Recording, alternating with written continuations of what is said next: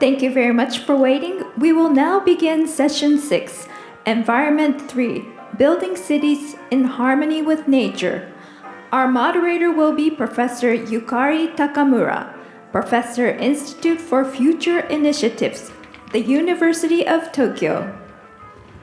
The speakers are Chief Executive of the Tataki Auckland Unlimited, Mr. Nicholas William Hill. Governor of Bangkok, Mr. Chadchart Sidipunt. Director for External Action of Basque, Ms. Concepcion Quintana. And Mayor of Kampala, Capital City Authority and Kawampe Division Urban Council, Dr. Emmanuel Sironjoji. Please.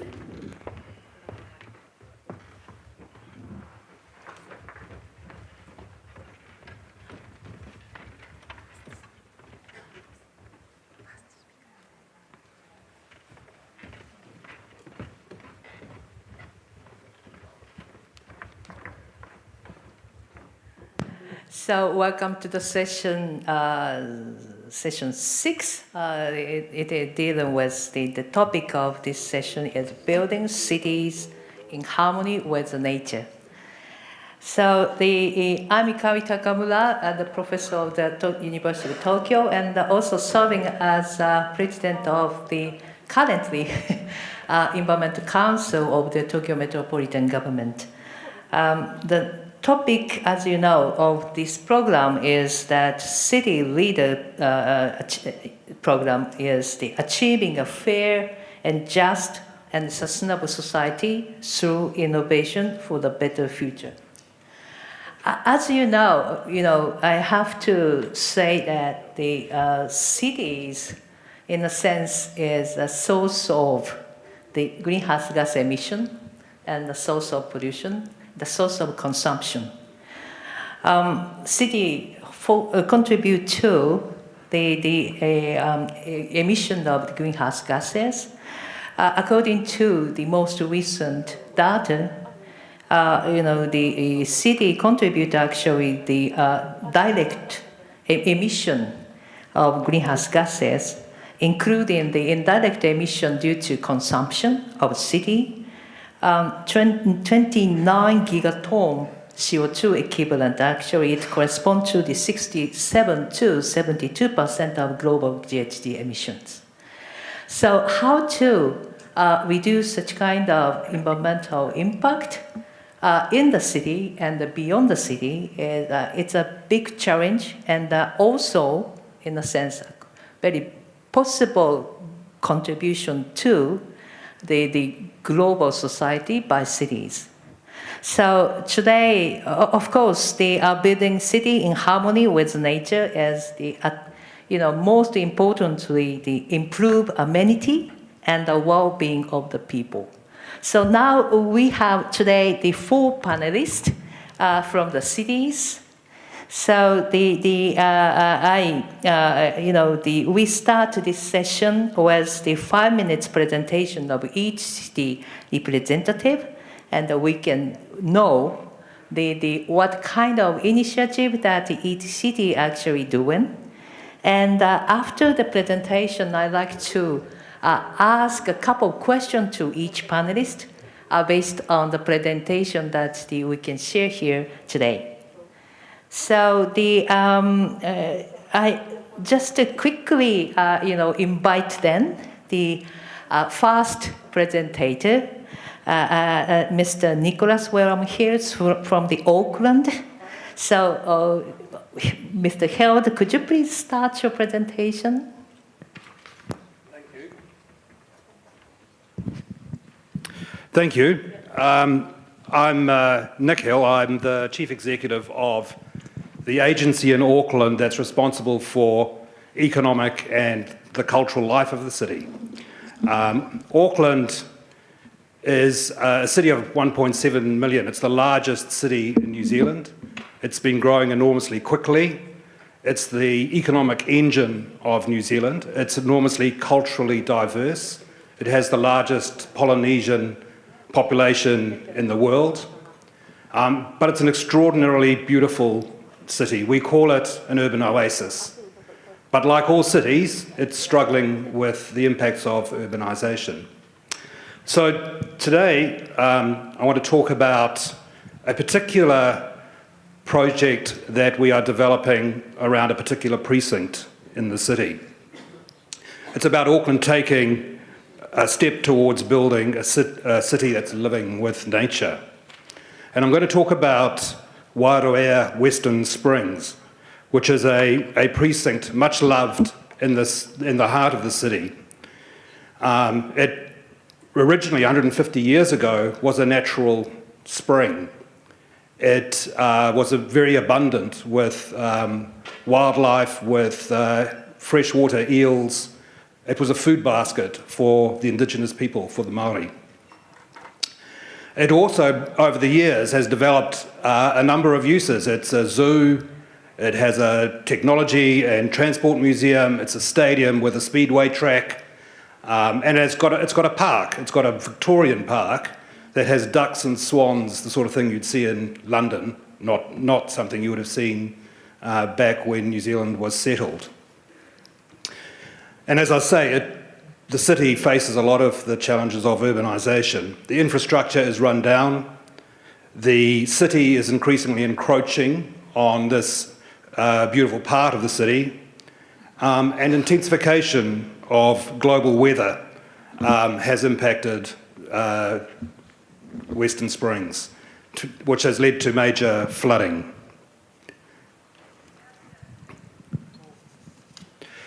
But this presents an opportunity, and there's some thinking that we have done in two ideas in particular that really inform how we think about living with nature, or building a city that's living with nature. The two ideas really start from one, which is the idea of a national park city. National Park City Foundation in London sets out the definition of a national park city, which includes a couple of ideas. It connects people with nature, but it's also the whole of the place, which is not just nature and the landscapes, but also the history and the culture of the city. And then the second very important idea is that we look at Wairoea Western Springs through the lens of Indigenous New Zealanders, through Māori eyes, te ao Māori, a Māori worldview. Māori describe themselves as tangata whenua, the people of the land, and the concept of mata motohaki, of inalienable rights that come from being the people of the land and the original settlers of New Zealand.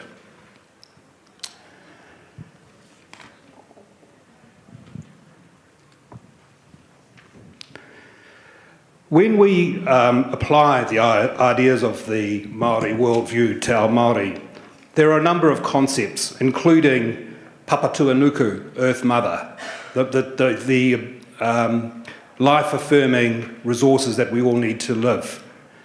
Tikanga, the customs of the way in which Māori live and respect the resources and manage the resources. And maturanga, knowledge, the knowledge that comes from generations of passing on the learnings through the seasons and the cycles that life involves. When we apply these through the development of the Western Springs, we see the greening of the environment, allowing for biodiversity to flourish across the blue-green spaces and starting to create natural corridors for natural flora and fauna that will extend out from Western Springs. Wairoea Western Springs becomes the model, the catalyst and the inspiration to build out for the rest of the city. The objective is not to try and recapture the past, but to understand how we live with nature in a modern city.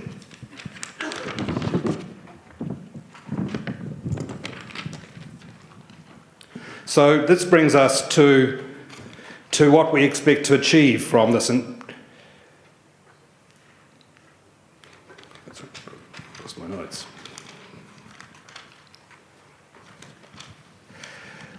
So we look to, if we are successful with the use of Te Ao Māori, we see a world that, I found it, a very complicated way I wrote my notes.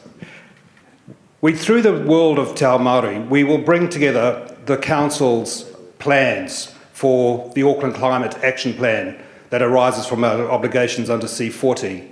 Climate Connect Aotearoa, which is our climate innovation hub that focuses on solving problems that are immediate in our city with academia and with business. The Auckland Zoo, which is a modern zoo dedicated to conservation, and a program to make space for water, redesigning where water flows. So instead of a Victorian lake, we go back to the wetlands and to the way the park was originally conceived. And all of this will lead us to a restored green heart for the city, pest-free, return to flora and fauna, change from an urban park, Victorian park to an urban sanctuary, increased flood resistance, a place of learning, an event venue that is set in a forest and with fresh water, and a unique destination. Thank you.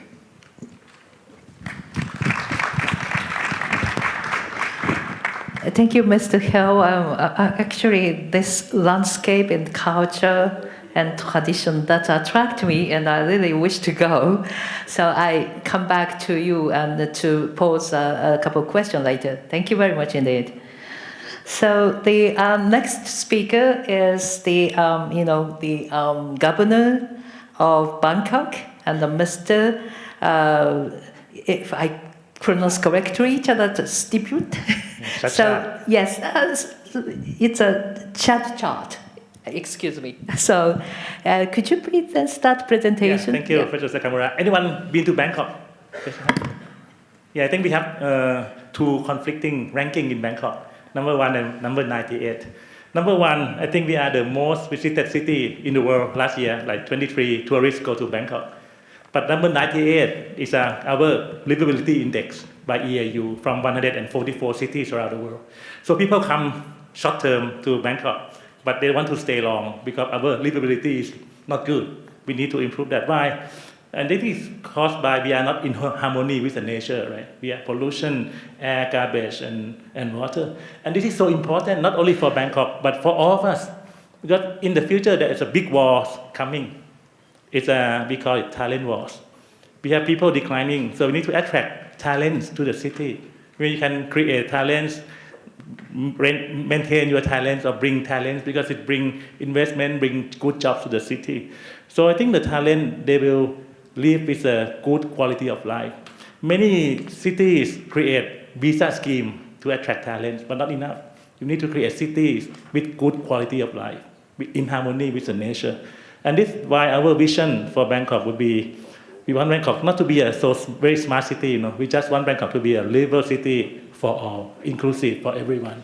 And with this vision in mind, there's no one champion policy for it, You need many policies. So I think we have 9 guiding policies. And the first one will be environment, nature, and health, mobility, so all these. And with this guiding policy, we need action plans in harmony. So we have like 226 action plans to make this thing happen. Because at the city, there are many problems, and each individual has their own problems. So with these action plans, many of them relating to harmony with the nature. For example, and our goal in 3 years from now, we want to become in the top 50 of the most livable city. Right now, we are number 98. So we have to move up. So that's our goal. The example, I think for the city to thrive, you need to embrace harmony with nature to create quality of life for people, not only for technology, but to be in harmony with the nature. One example for our program would be green space. In Bangkok, we have low green space. The WHO recommend 9 square meters per population, per person.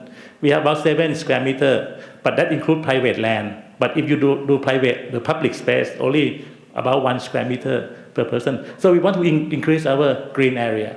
So we need plan in the top down and bottom up. So we have 3 schemes. One, create big space. Big space, we look at space. So we have one tobacco factory in the center of Bangkok, like 800,000 square meter. So we try to relocate it out and put the park in. And this process takes 30 years. It took 30 years from 1994 until last year. We removed the tobacco factory from something bad for your health and become one of the biggest parks in Bangkok. Very nice. And you go to Bangkok, you can enjoy this park. Used to be tobacco factory in the CBD of Bangkok. We have a landfill for garbage, about nearly 100,000 square meter. So we decided to turn this into a public forest, where we start planting trees into this. And I think in 2 or 3 years, we open it to be a public forest, increasing. So this is a mega thing. But it's not enough because people don't have access to mega park every day. We need small parks too. So we do 15-minute park, which is about a radius of 1 kilometer. So you can walk to this park within 15 minutes from your neighborhood. So we plot the green area mapping in Bangkok and locate which area need park, right? So we calculate we need about 500 more small parks in the vicinities. So we start program that create small parks, and we can actually, I think you can see good examples in Tokyo. There are many small parks in the area, and this is a middle project, and we are making it happen. I think this year we did like 100 parks for this year. And the last one would be we have a program to plant 1 million trees in 4 years of my term. And when we start this program, people laugh at us. How can you do a million tree planting? Now 2 years we plant 900,000 trees already in 2 years. We have an application that registers all the trees planted. So it's not just a gimmick that you just planted, but every tree we register to the application. So you know exactly which tree and how it's grow, and we can monitor it, right? So you see the program, you cannot have a champion program. You need coherent action plan from top to bottom, get people involved, and then I'm sure that you can make your city to be a livable city for all. Thank you. Thank you very much. I've been visiting Bangkok, I think over 20 years, but I feel the city is really changing. I see one of the reasons I found here. Thank you very much. So the next speaker, actually, I think I'd like to invite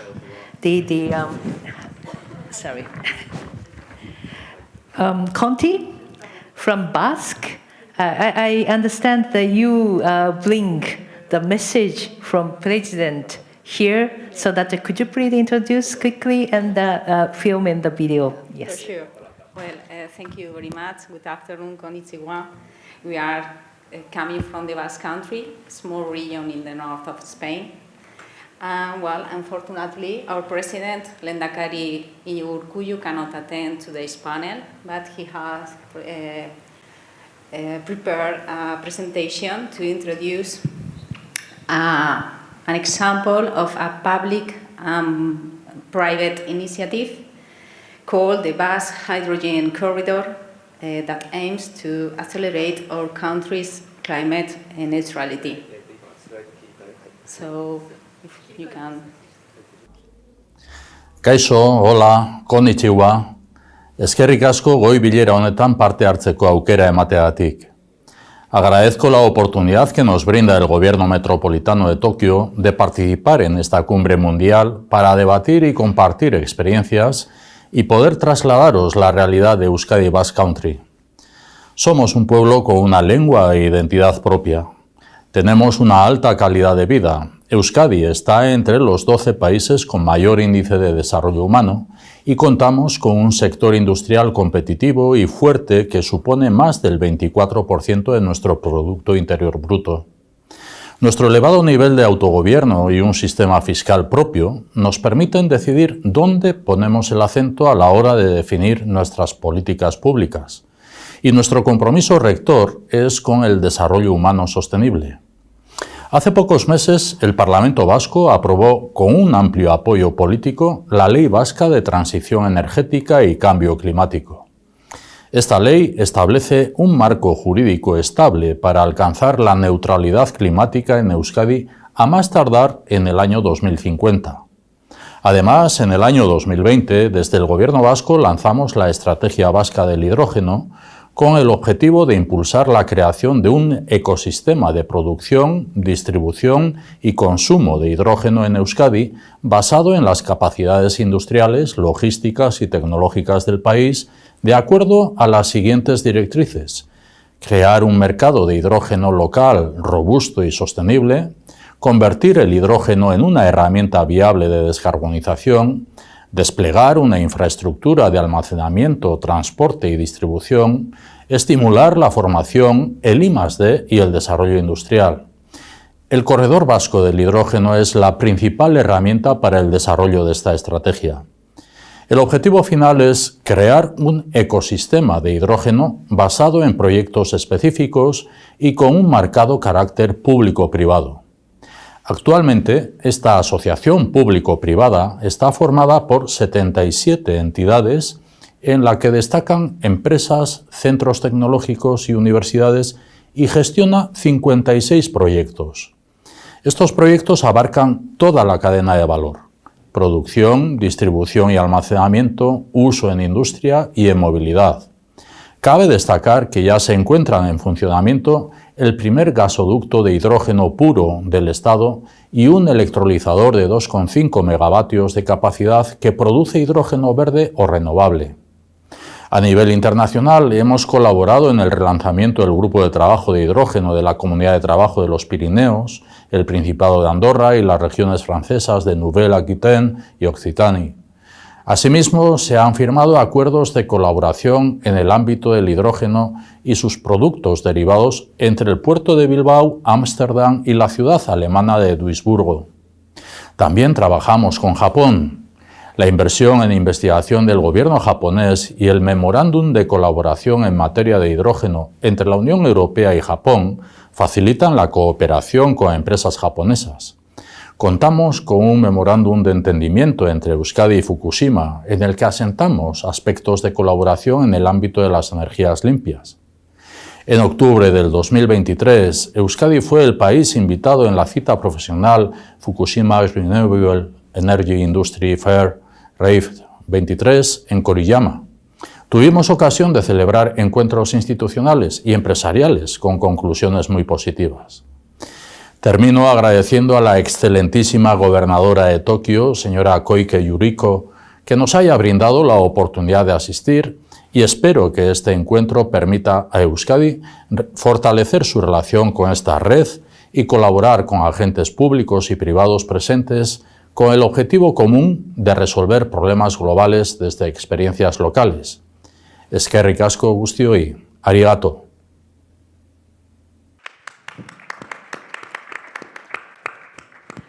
Thank you, and again, I really thank your president as well, and also you for bringing the very strong message about the Basque Country's initiative. Thank you very much. So now I'd like to invite the last but not least speaker is the Mayor Dr. Seron Georgie, the Kampala Capital City Authority, Uganda. So, sorry, the Dr. Seron Georgie, please. Thank you so much, moderator. Dr. Emmanuel Seron Georgie, the Mayor of Kampala Capital City Authority, Kawempe Division, and I'm also the Chairman of the Mayors of Kampala City and the Chairman of Lovelock in Uganda. Most of you are aware that Kampala is in Uganda, that's in East Africa. Landlocked country, Uganda, but we are thriving. I'm happy to be part of this wonderful panel where we have developed cities and a lot has been presented. Yeah, as I've told you,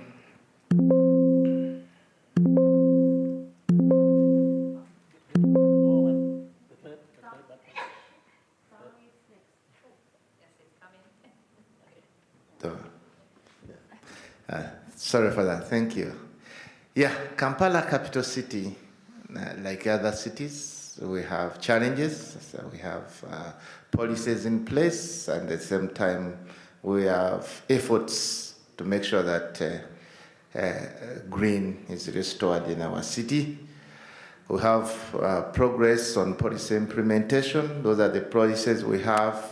We have the Waste to Wealth initiative. We thought of having waste turned into wealth as a strategy of doing away with waste. And our people are producing crafts out of the waste, and we have managed to work on those problems. The briquettes, the youth have embarked on having briquettes from waste steel, and we have achieved a lot. We have privatized waste collection in our city as one of the strategies, and those are some of the products we are achieving. Those are out of straws, plastic straws, and women and youth are benefiting from those. Those are briquettes. The youth are producing briquettes out of waste steel, and it's a very good product, and we have achieved a lot. Yeah, we are progressing on, of course, with some challenges. We are trying to keep the city clean. We have Kampala Clean initiatives. Those are initiatives we have put in place. The process of waste sorting in our country, people are not used to sorting waste. You could find someone, they are abandoning the waste in the same bin, so it's difficult to reuse or to sort out, and we are also trying to put people in a better way of sorting. And then environmental conservation, we are planting indigenous trees within the city. Wetland reclamation, mapping and conserving our resources. It's also one of our initiatives. We are trying to beautify the city. We have a plan to plant 100,000 trees and beautify 20 acres of green spaces in the 5 years to come. We are also promoting carbon. In the city, we're implementing still the policies, establishment of non-motorized transport in the city, trying to create walkways, biking lanes, and putting up policies which would assist our people to live in the city, and turning other roads into non-motorized so that people can utilize it to move and work. We have also gone to schools. We are trying to make schools equitable and to make schools adaptable to waste to green.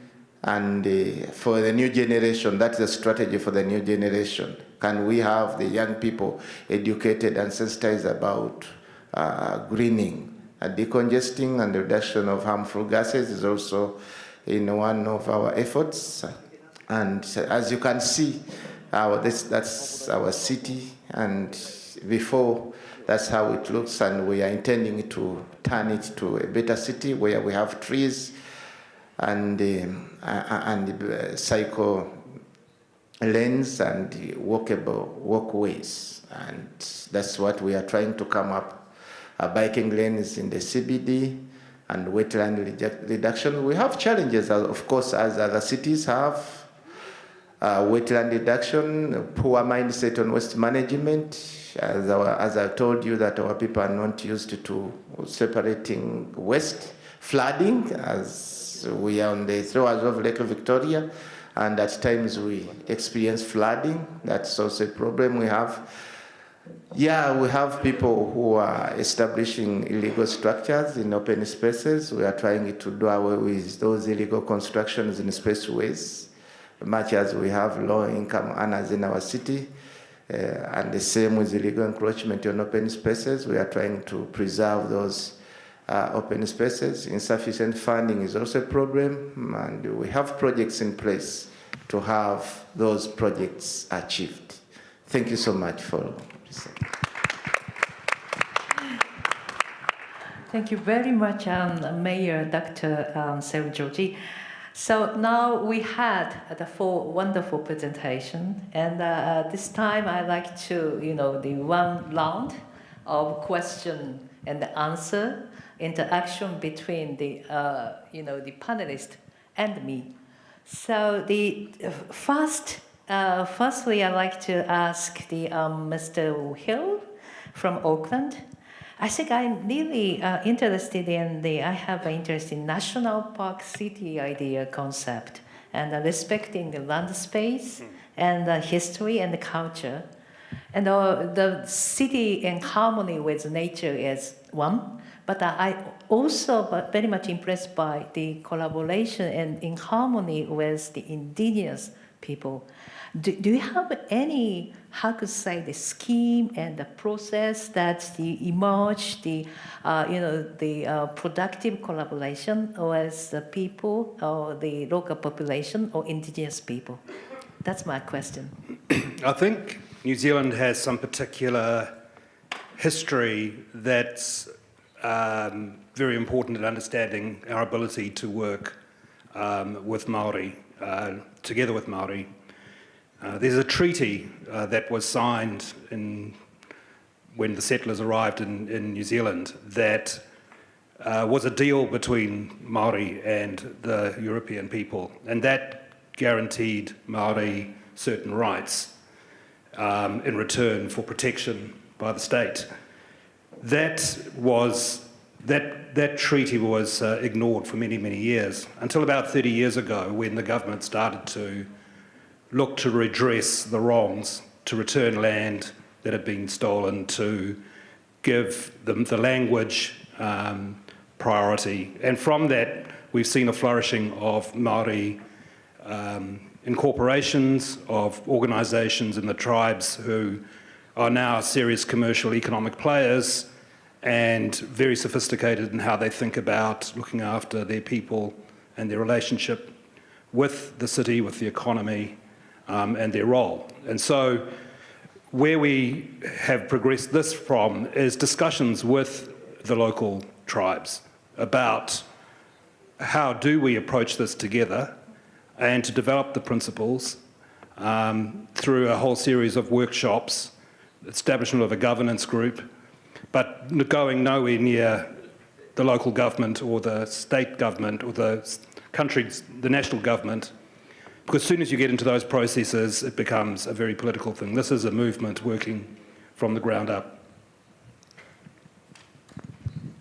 Thank you very much. I think the inclusiveness, if I may, is a key concept. I think it's not only in harmony with nature, but also in harmony with all living in Auckland. That is, I think, the concept. Thank you very much indeed. So now I turn to the governor, stipend of the Bangkok. I think it's this green space idea is very much, the attractive. But as you've shown, that the change in the space need time. And also, sometimes there might be, difficulty with the local population surrounding this, the space planning and change. So, do you have, what is your experience of about this green space initiative? How do you coordinate, and what is the reaction from the local population? Thank you, Professor Sakamura. Very good question. I think for the bigger park, bigger green space, you need commitment from the management, like a big park, so that takes a long time. But for smaller park, I think you need involvement. You need to empower the people to take part in even designing the park, right? So usually when we have a small space, open space, so we bring in communities to help design the park. We do some pop-up park. And we set up the committee from the communities level to take part. And even we have a committee to look after the park afterwards. Certain community, maybe they want aerobic class in the park. Some community want chess table, So we have to empathize them and empower them to have part. So they feel that the park belongs to them. So So I think this one is very efficient way of making it successful. Yeah. So that is a hint of the key for the successful, green space initiative. But if you could introduce, some reaction from the, Bangkok people, how they are very happy with that. I think they love it, because as I said, the big park in the CBD maybe take 1 hour to travel to, right? So once you have small park, even maybe like 200 square meter, the elderly can come, enjoy, walk a little bit, so they feel that it make life more livable for them. So I think very good response. Yeah. So now it's like spreading all over the city. Yeah. Thank you. Thank you. I hear, they understand that is, the most reliable city. So thank you very much. Thank you. So Tung County, again, I like to appreciate your, bringing the message from the president. I understand that you attended the previous session and today's session and then yesterday. And do you have some message or your impression to be transmitted to the colleague cities? That if you could send some message to all. Well, as I said before, this is our very first time to join this network. For us, it's a great opportunity, and it's incredible to realize that even starting from very different sizes, cities, or in our case, region, because we are only 2 million people, so and with 3 cities, main cities, we face the same challenges. And instead of being competitors, we need to be collaborators, co-creators. No? As our colleagues from Bangkok told us before, we are also competing for the talent, the talent challenge. That is very important to face these sustainability issues. So we are learning, and we are very proud to be here, and also with the aim to strengthen our position here in the GNETs and facilitate bridges with all these cities. Thank you, Conti. I think that we can expect the further collaboration, strengthening collaboration from the Basque Country and together with you all. Thank you. So I'd like to then now invite the Mayor, Dr. Seunjoji.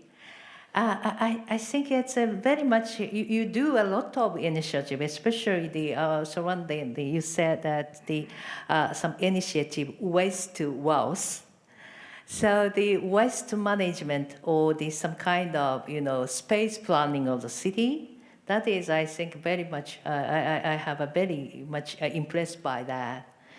I have a question to you that sometimes I think local population, they have feel some burden, changing their behavior. For instance, waste collection or waste sorting, even space utilization. So, do you have feel the difficulty to do your initiative? And also, I think maybe one of the the key is that you emphasize on that the next generation, the future generation, the generation, the very younger generation initiative. So if you could insight how to overcome somehow the difficulty or challenges for realizing your initiative. Thank you so much. As I've told you, it's a challenge to have people accept or programs we have for the city. But we decided to change the approach, to talk to the people themselves, to have them feel the project as their own project for the future and for the betterment of our city. And we keep on sensitizing, keep on involving lower leaders, mostly elected leaders, for such programs. And people have adopted. Many people have liked the programs we have for the city, and they are taking them up. Of course, at the beginning, we faced some challenges. Business people at times, they also resist. Of course, where people were using to, like when we try to turn roads into walkways for pedestrians and the cyclists. Business people tend to think that the best people or the well-off people use vehicles, and we are going to limit the motorized for the well-off people to move freely in those roads so that they can buy their goods. Those are the challenges we face. But time goes on, and we are achieving our goals. Slowly by slowly. On the new generation, we thought it fit to involve the new generation because we think some people who are resistant, of course, generation comes and generation goes. And we are looking forward for a better generation to come. And what will they find in the city or in Kampala, as Kampala and Uganda. So we embarked on sensitizing the young people. We go in schools, sensitizing them, telling them of the best way of sustaining the environment, a better environment for the city. And the teachers and the schools have accepted, and we are achieving our goals. Thank you. Thank you very much indeed.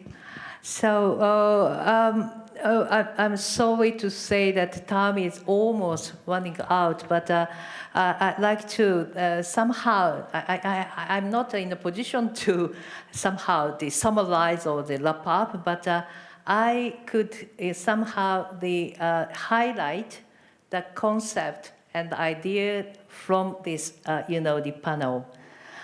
Especially, I think the Auckland initiative presented by Mr. Hill, I think the nature park city is, of course, in building the city in harmony with nature, but also in the people living in this region.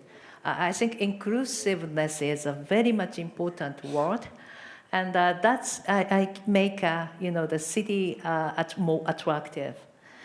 The initiative, by Bangkok and is really, impressive, and community, how to, make community participation more effective is key. It's very much, relevant to the inclusiveness as well. But if I could add, somehow the long-term vision for the city planning is also, I think, embedded in the Bangkok initiative, I understand. So that is also the one key point that I wish to highlight. And Mayor, the Dr. George mentioned that the ownership of the local population and the future generation, younger generation role is quite key. I think ownership is very much important. Often the policy would be undertaken by top-down way, but not. Rather, the how to improve the city is initiative should be owned by local population. And not least, I think we had a very strong message from county, the diversity of cities, and also, but still to make the city more attractive, the collaboration among the cities, very important. So I think I really wish to continue this discussion even with the floor, but I'm sorry to say that it's almost time out. So that I'd like to now invite the floor to join me to give them the wonderful panelists to great applause. So thank you very much.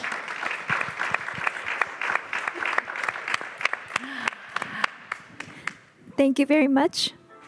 Thank you very much. Now we would like everyone to gather in the center for a commemorative photo. Please step forward and gather in the center of the stage so we can take a commemorative photo.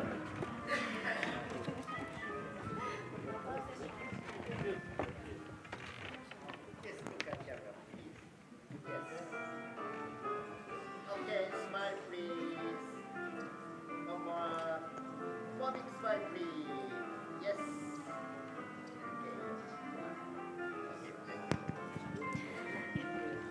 Thank you very much. That concludes our photo shooting. Please give a round of applause to everyone who took the stage. Thank you very much.